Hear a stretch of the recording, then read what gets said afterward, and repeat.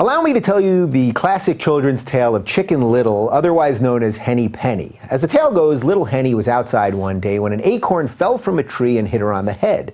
Because of her naivete and simple-mindedness, Henny foolishly began to believe that the sky itself was falling down around her. She spent the rest of the day trying to convince others, like Goosey Lucy and Turkey Lurkey, that the sky was most certainly falling and the world was surely coming to an end.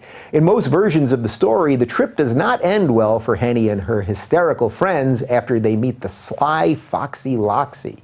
I don't want to give everything away though, so either read the story for yourself or check out the classic season 6 episode of The Golden Girls in which they reenact the tale. I mention Henny and Lucy and Turkey and Foxy not just because they're great names to say, but because it seems that just about everyone is telling us the sky is falling these days. Between Trump, Russia, and North Korea, we've got about half the country that's in total freakout mode. Every day this freakout takes on a new urgency. One day the world is ending because America left the Paris Climate Accord, another day it's because of the net neutrality reversal, and another day it's because Trump holds his water glass with two hands. This endless hysteria is not only being amplified by the media, but it's actually being poked and prodded by them as well.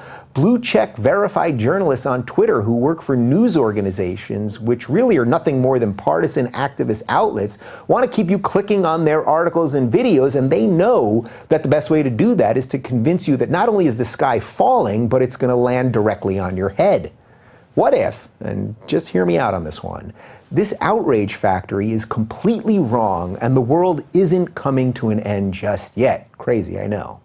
But I think that it actually might be true. This doesn't mean that things are perfect, but they are pretty damn good. This is the position of my guest this week, Harvard psychology professor Steven Pinker.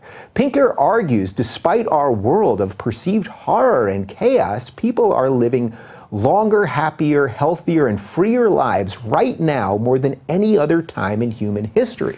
This doesn't mean we don't have work to do, but if we don't stop and smell the roses, we might toss away all the goodness humans have created for the prospect of a utopia that will never appear. This is why I'm so proud of the work we've done here on the Rubin Report. I truly believe that the conversations we're having are at least some part of the antidote to the craziness right now. If those of us who care about Enlightenment principles like science, reason, and natural rights can make our voices louder, then this cliff we seem to be about to go off of might just turn into a bridge to a better world. Henny Penny's story took a drastic turn when she met Foxy Loxy, who tricked her and her friends to go to his lair. Well, in real life, we've got a wolf blitzer in a situation room. If the sky is falling, maybe just changing the channel is all we have to do to survive the day.